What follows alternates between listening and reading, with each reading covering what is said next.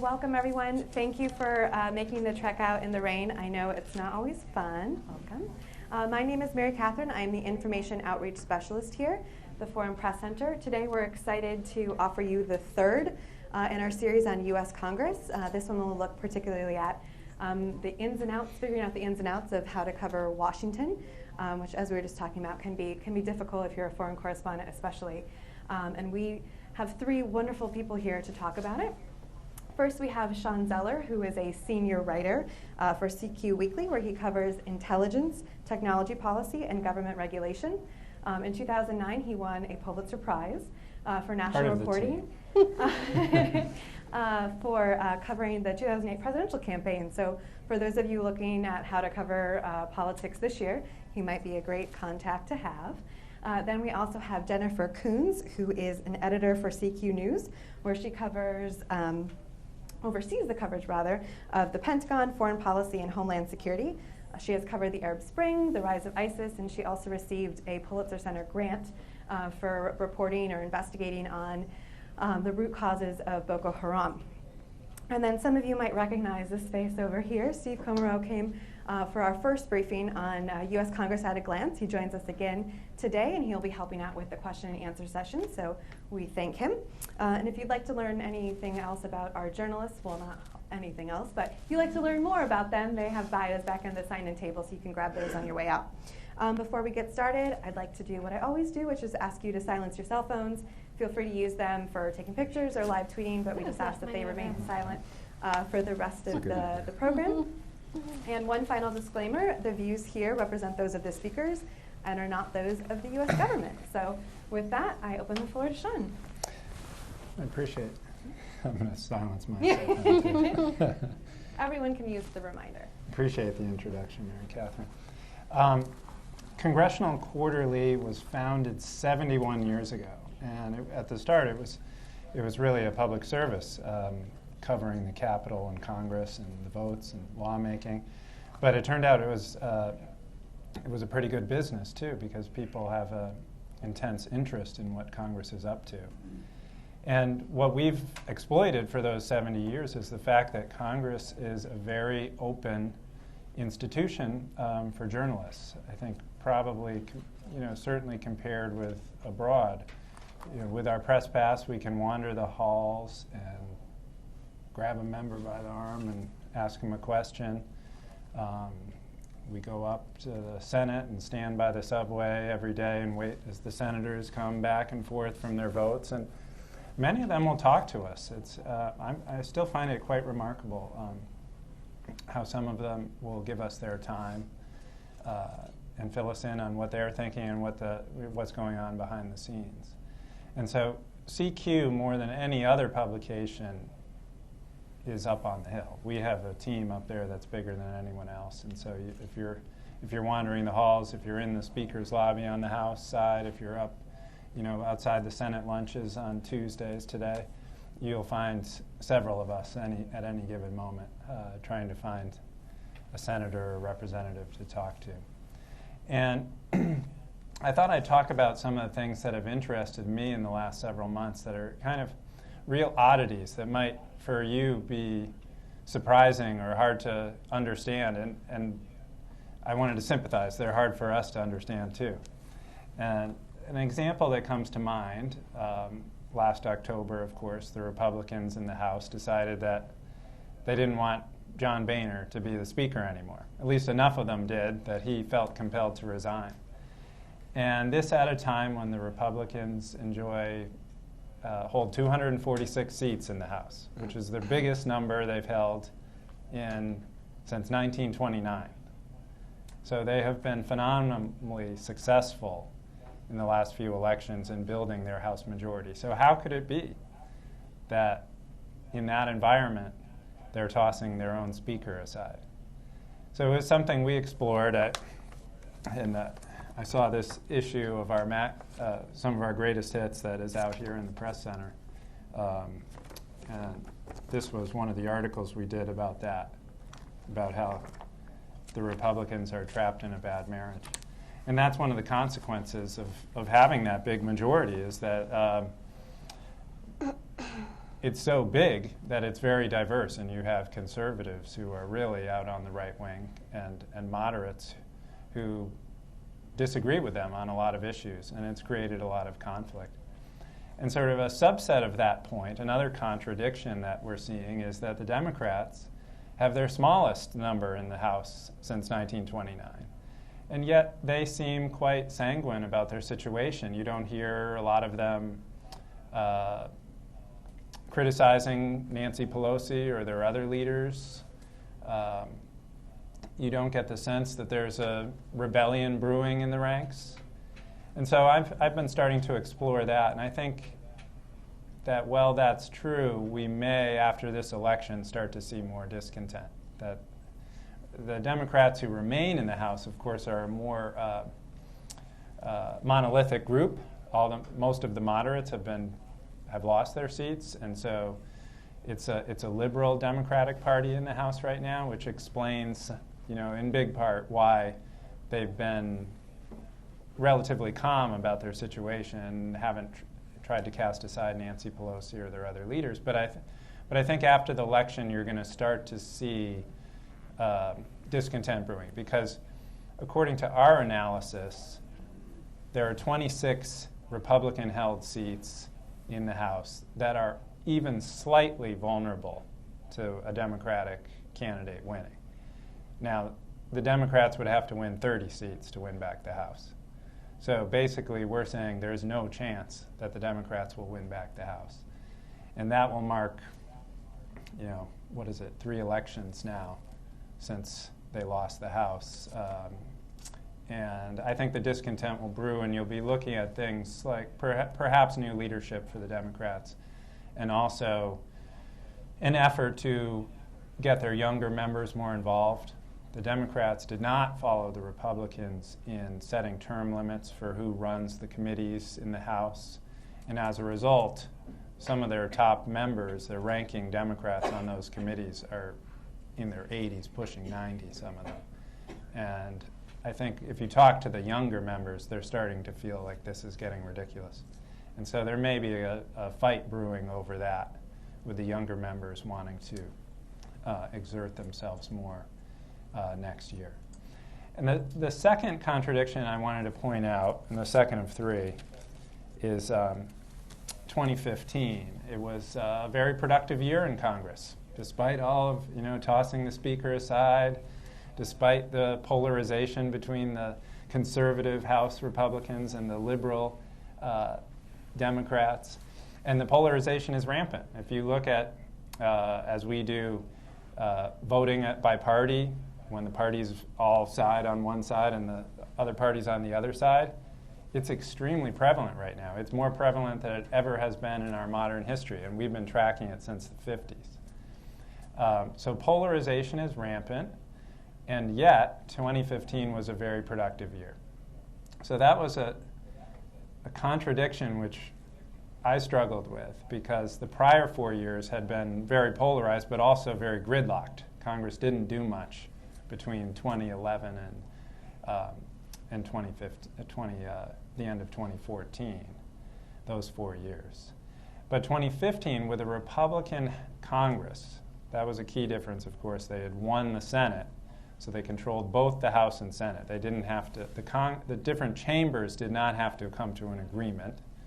They had to only come to an agreement with President Obama.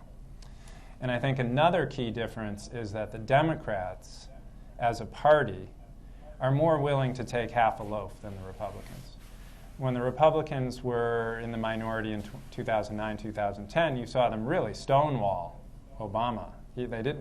Practically none of them voted for his health care, for his stimulus legislation in 2009. None of them voted for the health care bill. The Dodd-Frank, almost none of them voted for that.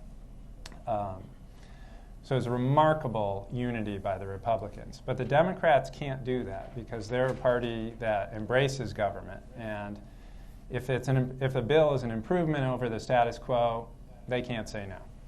It's just not in their DNA to say no. So, for example, Congress enacted a new education law for K through 12, for elementary and secondary education last year. And it was a mixed bag. Neither party was totally thrilled with it, but it was a net plus for both of them, so both parties voted for it.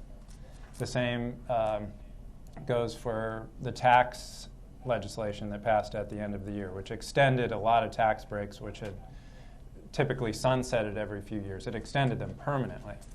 And some of them were business tax breaks that many Democrats thought are, corporate welfare. But it also extended things like the earned income tax credits for the poor, which is a big Democratic priority. So they voted for it. You can see if the shoe was on the other foot, maybe it wouldn't have, the Republicans might not have voted for it, but if it was a Democratic president at the time. But the Democrats repeatedly gave the Republicans legislative victories. When there was an issue early in the year over the way doctors are compensated for serving the elderly. It had been a long-standing issue, hadn't been resolved for many years. The Democrats helped pass that. They provided enough members that there was a majority in both chambers, whereas the Republicans alone, it couldn't have been enacted. The same goes with the highway legislation, extending funding for highway programs. Democrats played a big role in enacting that. And you can see if the shoe was on the other foot, the Republicans might have stonewalled and tried to say, hey, this Congress run by Democrats is completely gridlocked.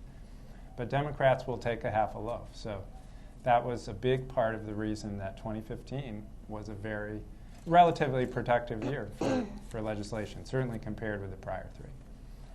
And my final point, the big news right now, of course, is that there's a vacancy on the Supreme Court. And Antonin Scalia, his passing, has created a tremendous political conflict. The Republicans saying we will not, under any circumstances, bring to a vote a nominee put forward by President Obama. And the Democrats, crying bloody murder that this is excessively partisan, that this is outrageous. So at first glance, you think this does not bode well for lawmaking in 2016. But as I was reporting on the issue last week, people kept telling me, it's not going to make a big difference. That, whatever laws were going to be enacted are still going to be enacted. And that's, again, gets back to the point that Democrats cannot. It's not in their DNA to say no. I mean, can you see them shutting down the government, for example, and saying we're going to block appropriations until you bring to the floor our nominee? Republicans, maybe they would do that as a way of really forcing the issue. But Democrats cannot do that. And we every month now are surveying congressional staff. And some data we got back today was very interesting, which is that a large number of congressional staff, a plurality of congressional staff, think that the appropriations process this year is going to go more smoothly than it has in many years, and that some of the appropriations bills, the 12 bills that fund different parts of the government, will actually be enacted on their own, and that we won't do an omnibus bill combining all of them of the same magnitude as we've done in recent years, which has been basically all the bills encapsulated in one.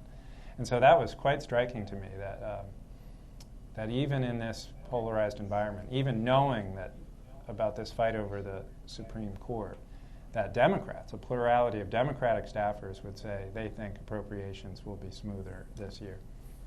And that's not to say it's going to be a good year like last year in terms of lawmaking, but mainly the reason is it won't be as good as last year is because of the election. And members of Congress want to keep issues for the election and not compromise, not cut a deal.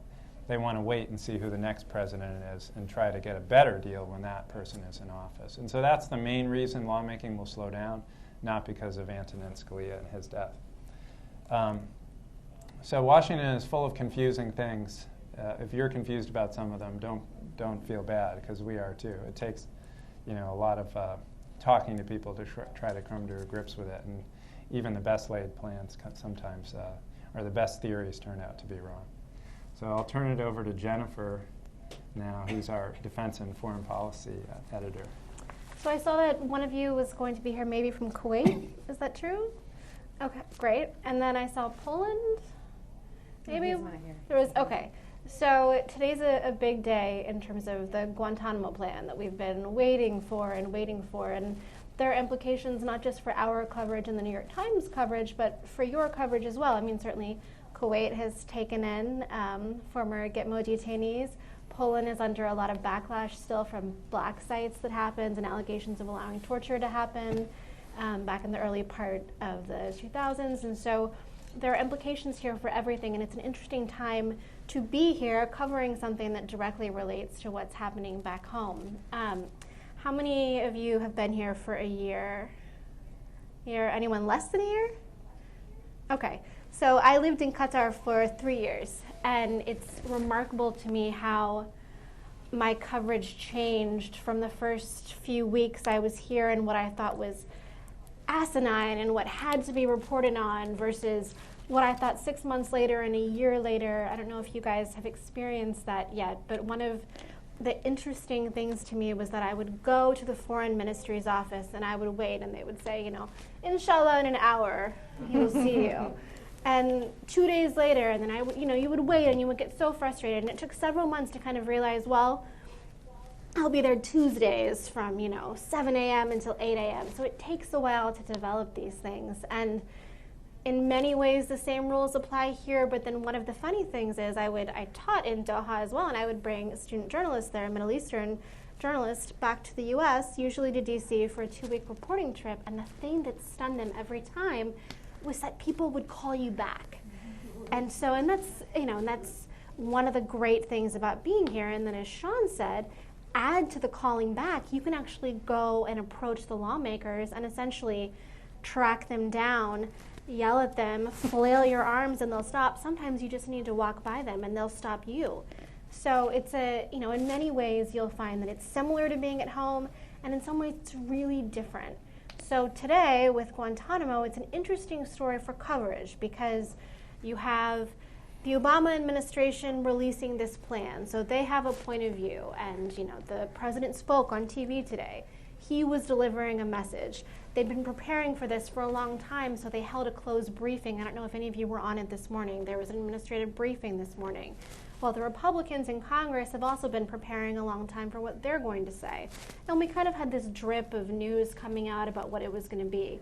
So they had their talking points as well. So what do you do as a reporter when you're getting talking points from both sides and they're essentially at odds? And the thing that I was struck about this morning that I just kept going back and forth with the DOD about was that here they said, the administration said, we could not pick a specific site because a statute that was enacted that was signed by the president prohibits us from doing so. All the Republicans in Congress on the House Armed Services and Senate Armed Services, they're saying, you violated the statutory guidelines because we said you had to pick a site. So how can these things, what is going on? How do you get to these things? And it's just a matter of, I don't know if we got to it. I got an answer. At first I was told, read the proposal, and it's not in the proposal, so you have to go back. So it's an interesting, so you can cover it from multiple perspectives. You talk to the officials and everyone has their point of view, and then you start talking to the experts. But the thing that I think is most interesting about covering foreign policy from inside Washington is actually the staff. So it's great at first that you can talk to the lawmakers. It's kind of a thrill. It's always good. We like to have, John McCain says this. But if you really want kind of the insight into who wrote this measure, who went and visited, you want the lower level people. And that's something that takes a while to cultivate those sources, but it's really, really worth it. So, I think it can be very intoxicating here that we do have this access to power to a degree, and that's wonderful in many, many ways. But I think when it comes to foreign policy too, you really want to seek out, for example, people who advise the president on his Guantanamo policy but have left the White House. People inside the White House who will speak to you on background, who will provide some critical details about why they went one place and not another. And then at the same time, you want to speak to those same people at the congressional level, from those who are criticizing the plan. And then you want to kind of game out what happens next, because you're given all of this information. And it's so frustrating, right? Because the New York Times is writing the story and AP is writing the story, and where's your take on it? So you want to look for your take, and then you want to find the people, because Washington is nothing if not a fishbowl of experts and commentators who can directly answer your questions, and you want to look for kind of the loopholes in the coverage. So some of the foreign correspondents on the call this morning who were tapped to ask questions asked really interesting things about what does this mean for the detainees whose trial has begun? What does this mean for KSM? They asked for recent examples where national security concerns were cited about Guantanamo, because that's a very common refrain. The president says that this is a national security imperative, that other countries, he said today on TV, that when I meet with world leaders, they typically bring up Guantanamo and they cite specific cases. Well, what cases? And in many ways, that's going to tie into you guys and the detainees and where they're going there.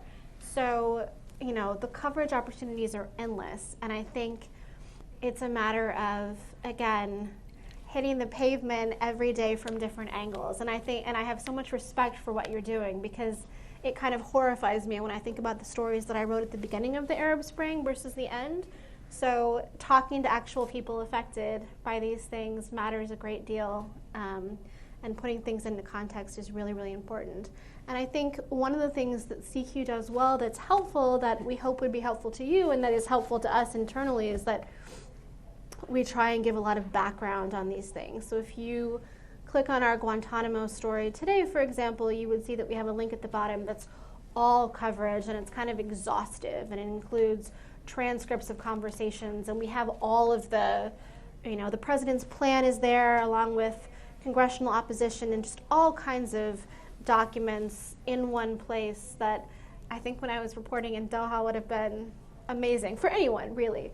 But so that's something, and I want to show you a video that's kind of in that vein. The last thing I wanted to say, and I realized that I'd forgotten it, and it's regards to Gitmo and coverage, is that oftentimes what I would realize when I was a reporter overseas is that people want to give you a different message based on who you're reporting for, and there were actually times where I had more access as a result of being from somewhere else than the local papers. That actually happened a lot. So, think about that, try and call that to your advantage as well, and then be really cognizant of ways where maybe you don't have that access granted. And I'm happy to take questions about ways that you can address that. I'm not sure if I'm attached here to do it.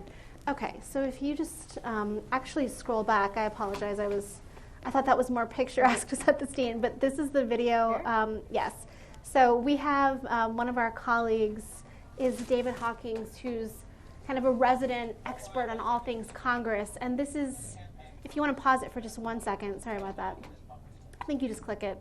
So one of the things he does are these televised whiteboards, and essentially he'll pick a topic. I can't read what this one was. What is regular order? Yeah, so he'll take something, a congressional conversation point, something that you might be hearing in our stories and you're not really sure what it means, and he lays it out for you in a way that's pretty much easily understood. We have some resources. CQ is a subscriber thing, right? And I don't know if some of you have access to CQ, some of you probably don't.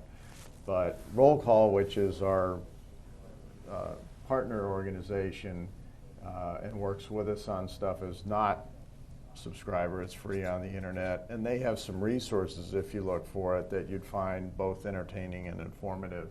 And one of the things here is David Hawkins, who has been covering Congress since the 1980s, does videos explaining things to people. This is one of them. If you want to, we probably need a little more volume on it. I think we're all the way up on. Okay, well, we'll be quiet.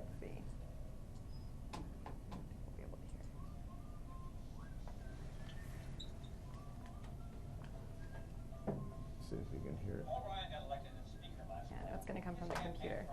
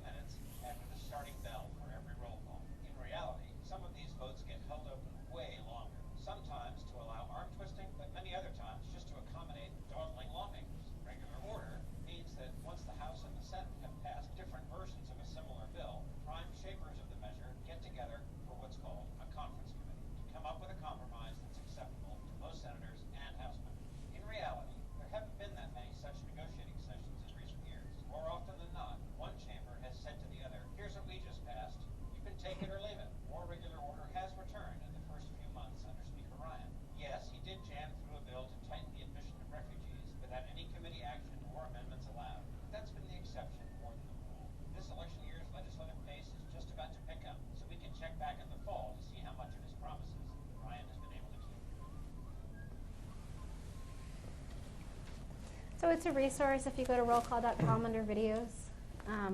There are things like that. And I think at this point we were going to turn it over to questions.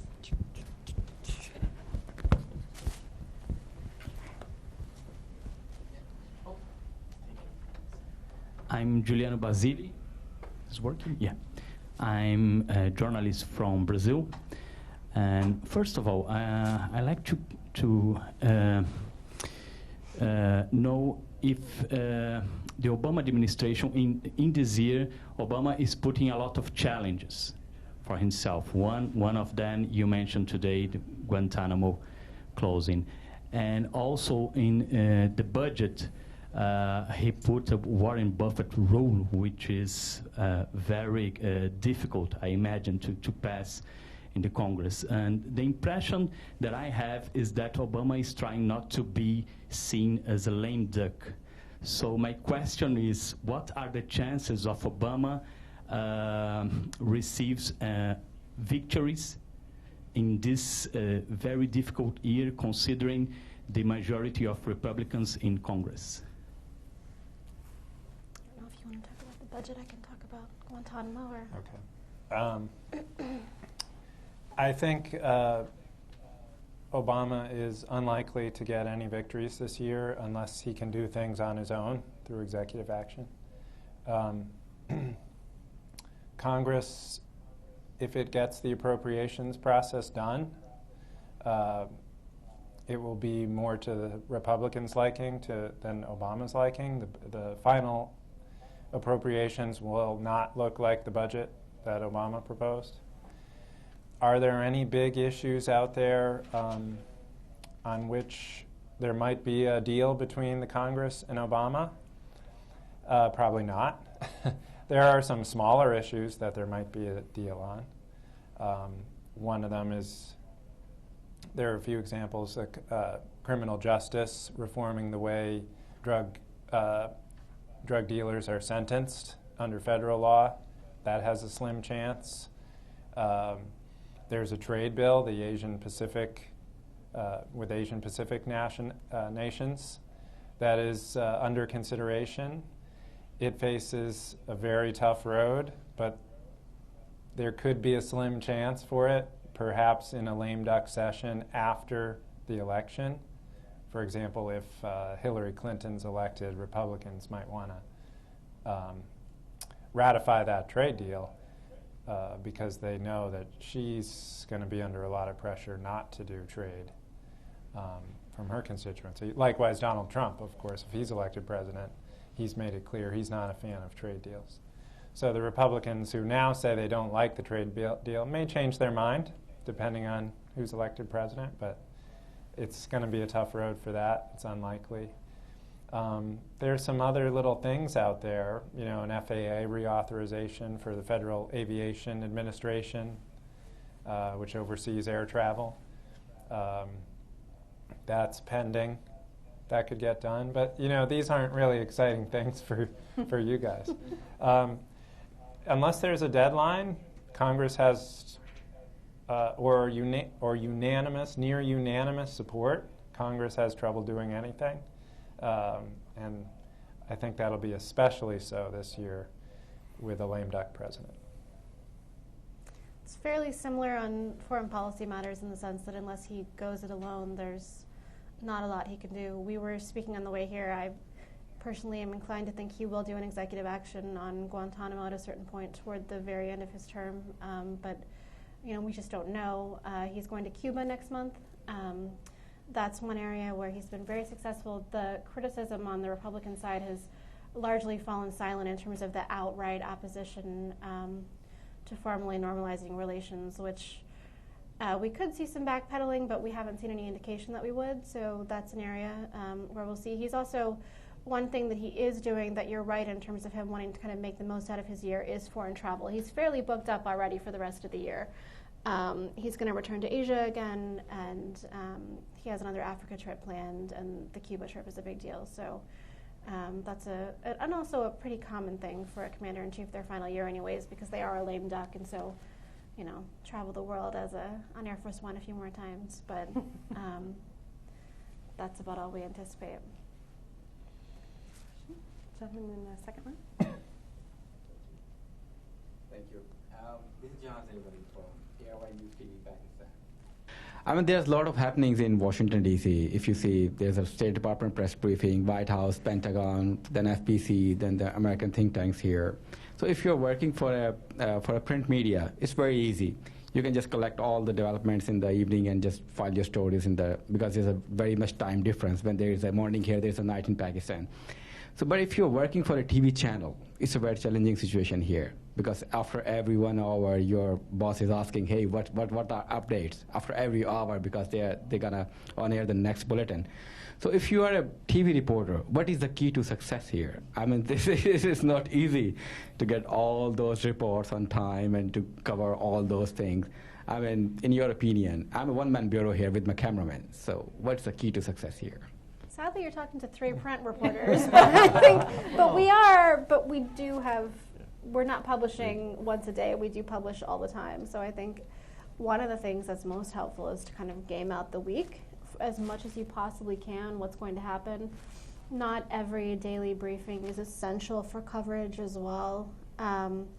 So it's helpful to know, again, who's speaking about what. If there's a day like today with Guantanamo, then I'd listen to the DoD press briefing, but it might not be as essential every day. Trying to, again, game out in advance who's going where, who's speaking about what on which day, and planning accordingly, getting as many interviews as possible, knowing maybe, for example, that lawmakers really tend to be running around like crazy on Tuesday, Wednesdays, and Thursdays, so maybe planning live feeds from Capitol Hill on those days, or on a slower day, planning a feature that involves doing something in one of the congressional offices when the member might be out of town. Do you guys have other ideas? Well, I mean, so much of the video here in Washington is someone standing behind a podium or sitting in a chair like this, which isn't the most dazzling video, I suppose. You're lucky in a sense that this area has all of the different political viewpoints very nearby. Virginia is traditionally a more conservative state, a gun rights state, you know, the National Rifle Association's based there. And on the Maryland side, it's a more liberal state. Very short drives to get to things there, and you can sort of look in the local bulletin boards and various things to see what kind of events are there. I think you will have candidates coming through, especially in Virginia, which is a swing state, and that'll give you a lot of opportunities to go to rallies and things like that as the year goes on.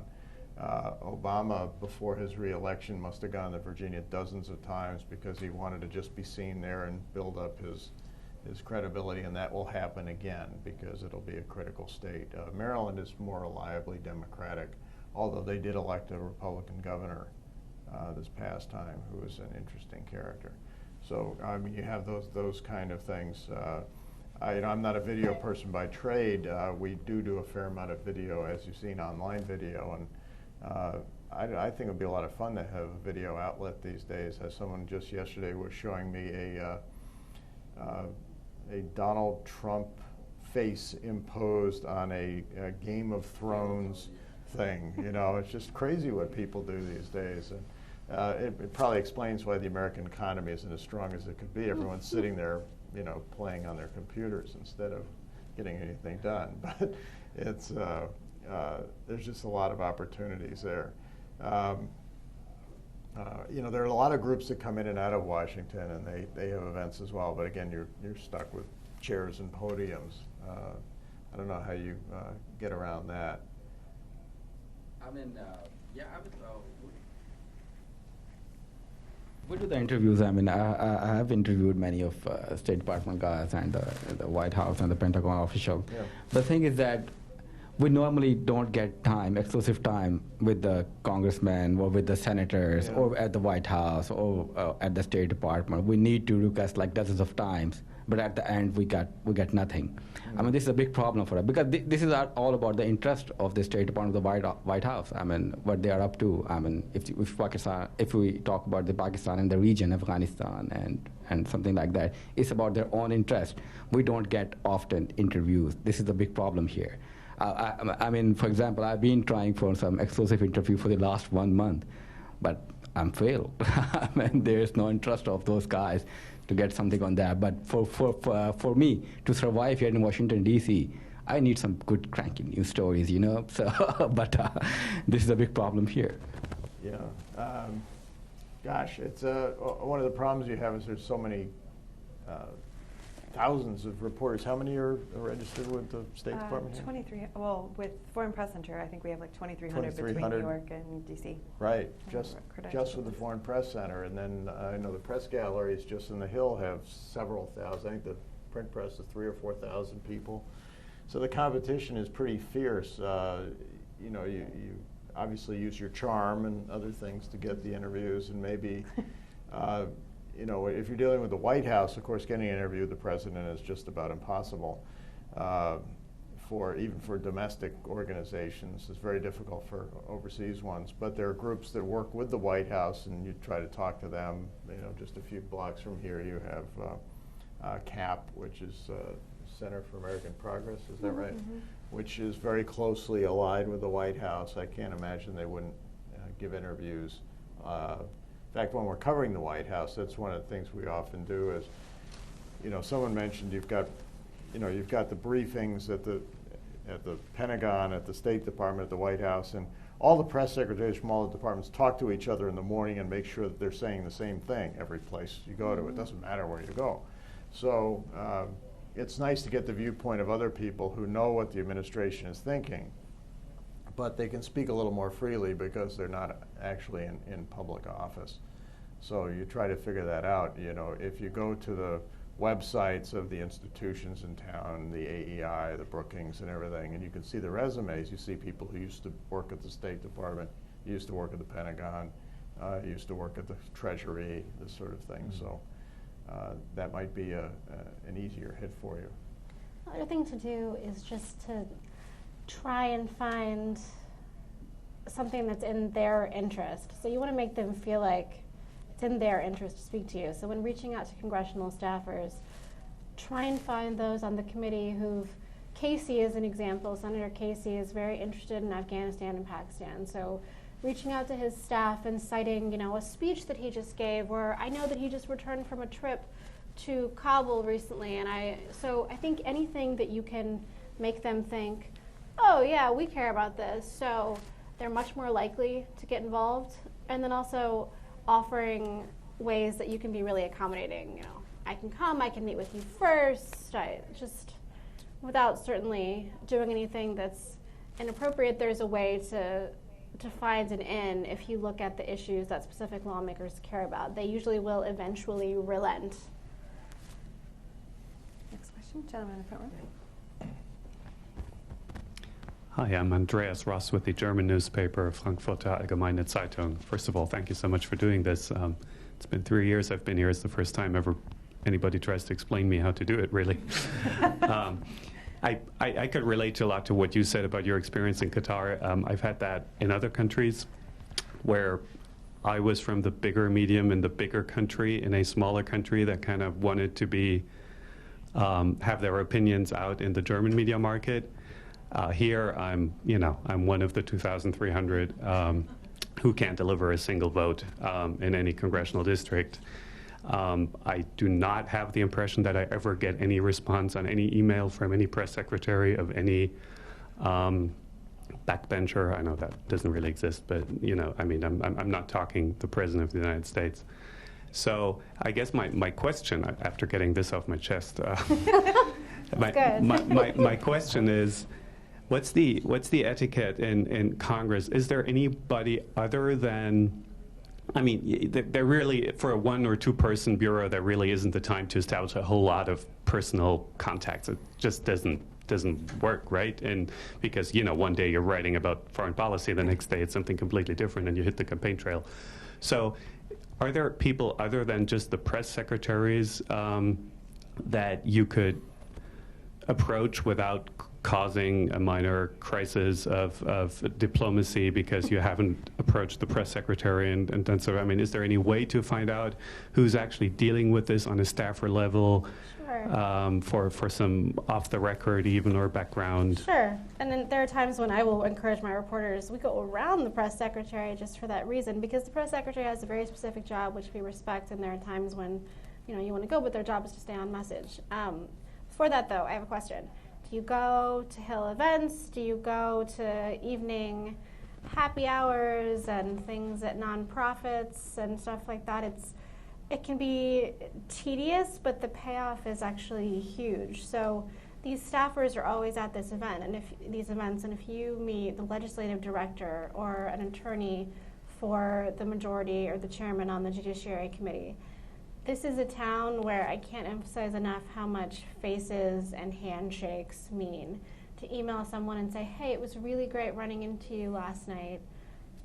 Exchanging the card, it seems kind of antiquated, but it's still really, really helpful. So meeting the staffers in a casual but professional environment, while it may seem silly to go to an event on an issue that you may not even care about very much, it really pays dividends as you're trying to meet the right people in this town. But then absolutely going around the press secretary with the full knowledge that the press secretary could cut you off at the knee and then put out a warning not to speak with you, but it's always worth it to try and get with the actual staffer. It's also worth it to really get the member because, for example, there's no point in going to John McCain's press secretary. Only John McCain knows what John McCain will say next. So you got to go to the source. So it's also a matter of reading the particular lawmaker. Some press secretaries are very much iced out, and some are very much brought in. So you kind of have to analyze it on a case-by-case basis. But really don't feel limited by email. That you won't get anywhere that way. But going to these things, going to a hearing that you don't care about, and then going up afterwards and shaking hands with people, it's kind of remarkable how much that pays dividends. And then it's, of course, the junior staffers that end up rising. So that's helpful as well. Yeah, I'd second those points that Jennifer made and just say, yeah, I mean, if I email 10 Capitol Hill press secretaries, I don't know, maybe 3 will get back to me.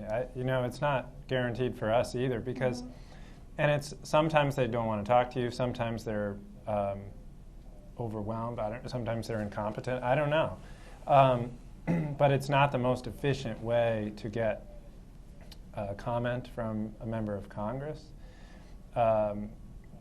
It's more efficient to go to the Hill. If I'm looking for someone specific, I will look at what committees they're on. I'll look at the committee schedule. I'll go up when they're holding a hearing. I'll sit in that hearing room. I'll wait for them to come or go, and then I'll say, hey, so-and-so in the hallway, and I'll stick my microphone in front of them. It's remarkably effective. They will talk to you. Usually after is better than before, I found, because when they're coming, they're usually in a rush, they're usually late, they usually need to confer with the chairman, or get up there to make their statement. But when they're leaving, they're just walking to the elevator, going to the next thing. I've had a tremendous amount of success getting people to talk with me for 5-10 minutes in the hallways after a hearing. If I'm looking for someone specific, that's what I do. If I just need someone general, a conservative, then I'll stand in the hallways. Wait for them to come and go from the voting. Every time they call a vote, they ring a bell, and the members come, flying from every office building. And if they're coming from the House side, they walk through the Cannon Tunnel, and if you stand in there, you're going to find a conservative.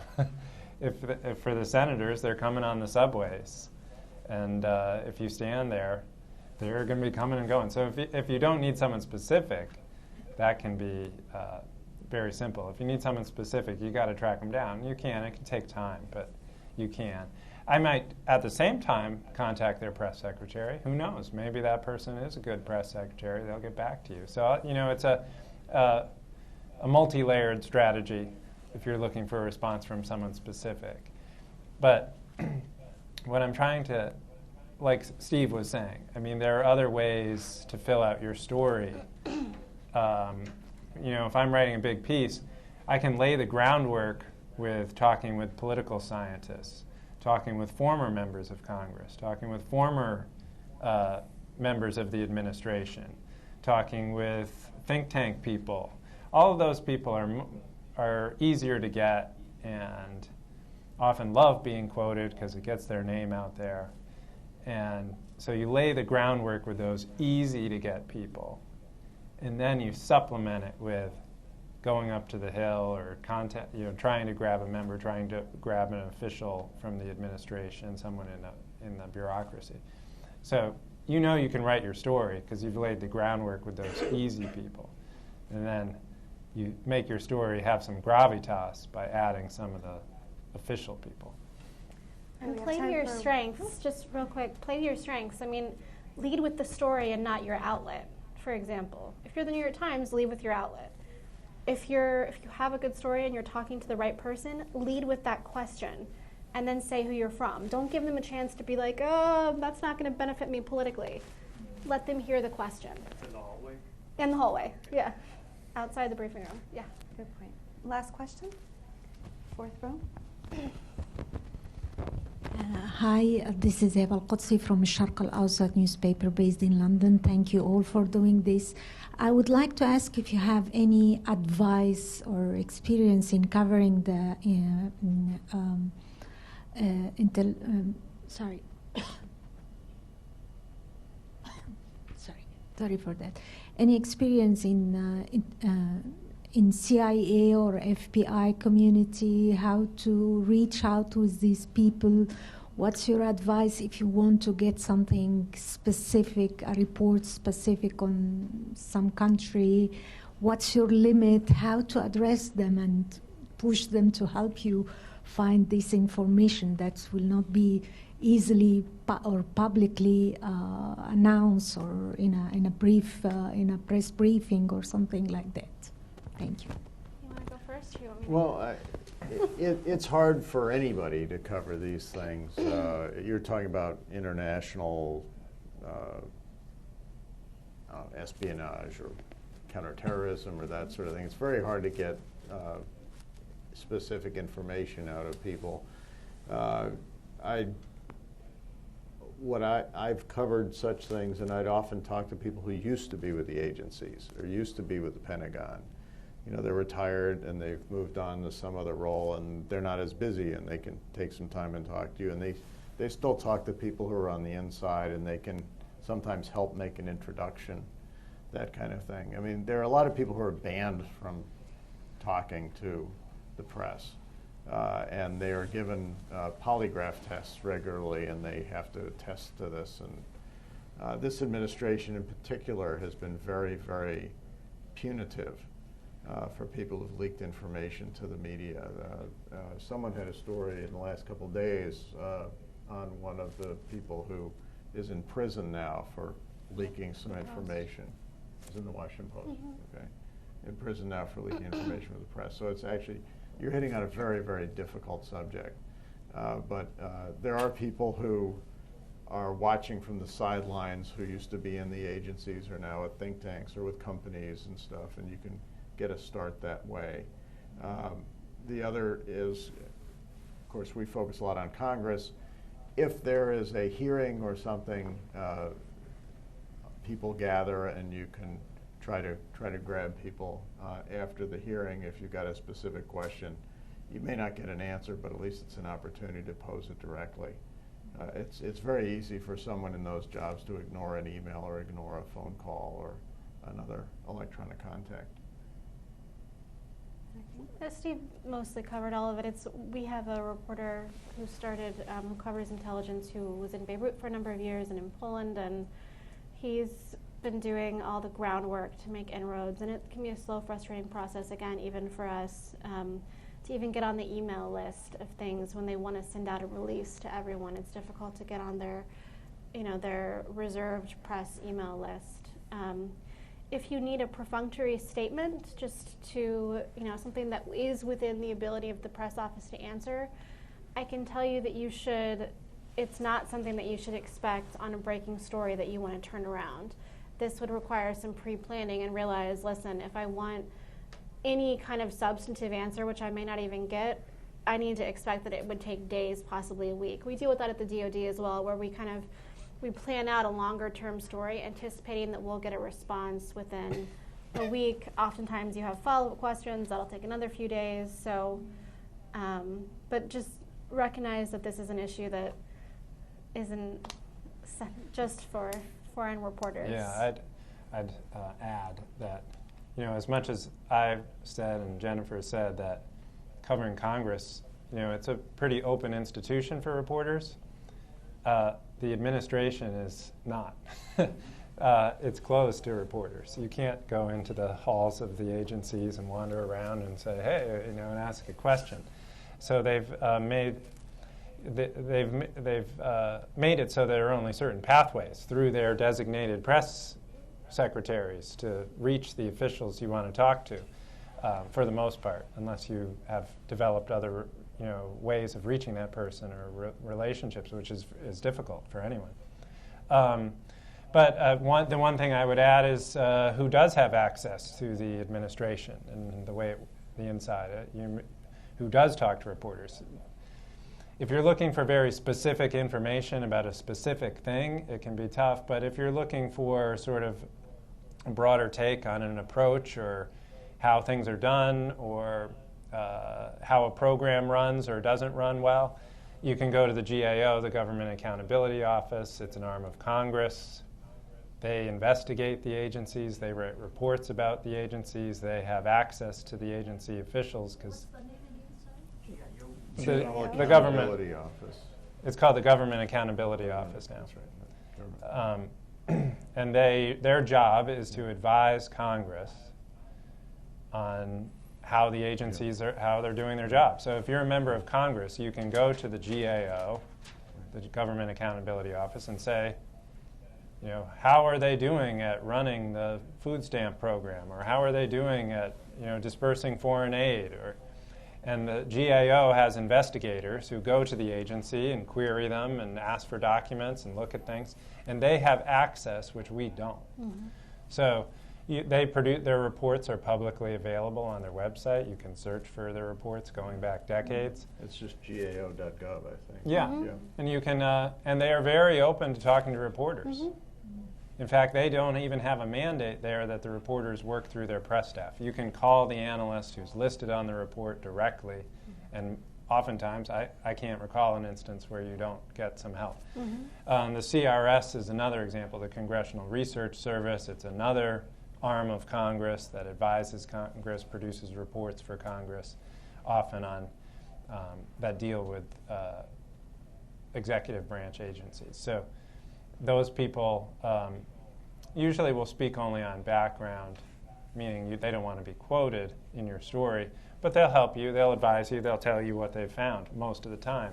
So that can be an avenue to gain some insight into how the executive branch is doing its job. All right. Thank you, everyone. Other than that, I think we're all set.